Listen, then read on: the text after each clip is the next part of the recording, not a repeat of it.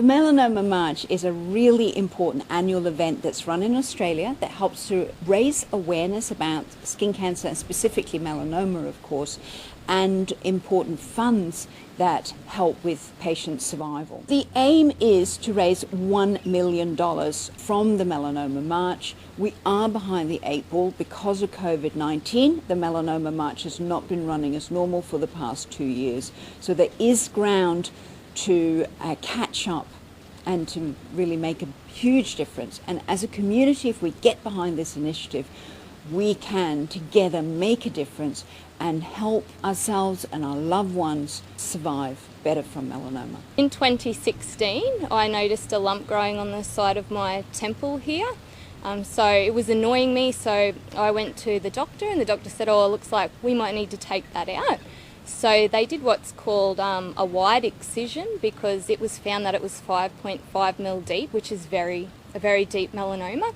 And the doctor said, based on that, it's probably likely that melanoma is already spreading throughout your organs. So I also had to have a sentinel node biopsy where they check if there's any in the lymph nodes, and unfortunately there was. So then I needed what's called a left neck dissection. So it's taking all the lymph nodes from here, followed up with PET scans to scan the whole body, which were coming back clear, but unfortunately in 2018 a routine scan showed that melanoma had spread all over my lungs. So that was a very devastating thing to hear, and I did struggle mentally and emotionally very much for quite a while. Luckily I had lots of friends and family to help me. For advanced melanoma, 10 years ago, there used to be hardly any survivors at all. It really was a death sentence. But with the advent of some research projects happening, with researching both immunotherapy and targeted therapy, we started to notice that a number of patients made absolutely miraculous recoveries and then survived long term. Luckily, I found out, because it couldn't be cut out, that there were some tablets that I could take that could potentially help slow the spread of melanoma or completely stop it. So I started taking Tafliner and Mekinist in 2018, and 3 months later at my follow-up scan, all the melanoma had disappeared from my lungs. So since 2018 till now, I remain melanoma free, thanks to the targeted therapy. Now, today, all Australians are eligible for targeted therapy or immunotherapy with advanced melanoma. But unfortunately, only about 55% respond, and a number of them then become resistant later. So at the moment, even though we have these advanced treatments, only about half the patients entering into treatment protocols survive long term. What the Melanoma March is doing is raising funds for an individual patient platform that will allow us behind the scenes to do lots of testing, genetic testing, and discover certain markers, so that before the patient started on treatment, it's known what is going to work best for them, and so that they then don't become resistant in the months that follow. And the hope is that as a result, we're going to be moving closer to 100% survival rates. I didn't get regular skin checks, but I was very sun safe. Being brought up in North Queensland, we're always told, put your sun cream on, wear your hat. Schools here in North Queensland, we must wear a hat. Students must wear a hat, teachers must wear a hat out on duty, workplace health and safety. So I was very sun conscious growing up. We know from a very large Queensland-based study that wearing daily sunscreen cuts melanoma by 50%. So that is every single day, not just when you think you need it, not just when you know you're going to be going for a walk, but every day, even if you're office-based, even if you're mainly at home.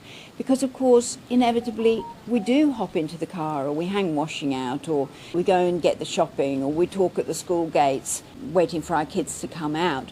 And all those little incremental amounts of sun that add up through the day and the weeks and the months and the years are sufficient to later create melanoma. So that's a very important landmark study that shows us that daily, rather than discretionary sunscreen, cuts melanoma incidence by 50%. Of course, the best thing to do is to prevent melanoma altogether. There are treatments available for advanced melanoma. At this stage, they're only effective in 50% of people, and they often have severe side effects too. So it's much, much better to prevent this disease in the first place.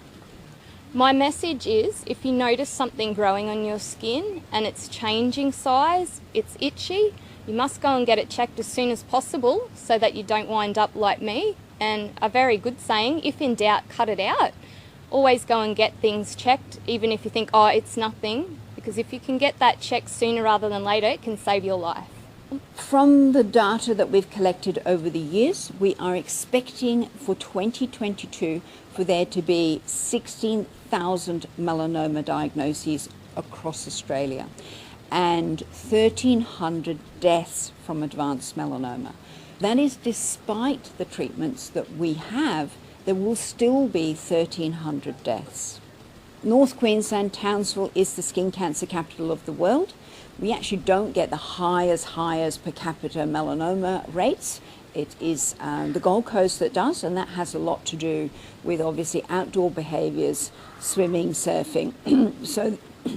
So the jellyfish and the sun have saved us a little bit there, which is good, and the lack of surf. But we are still the skin cancer capital of the world. We're getting a lot of other types of skin cancer. Sometimes they're fatal as well.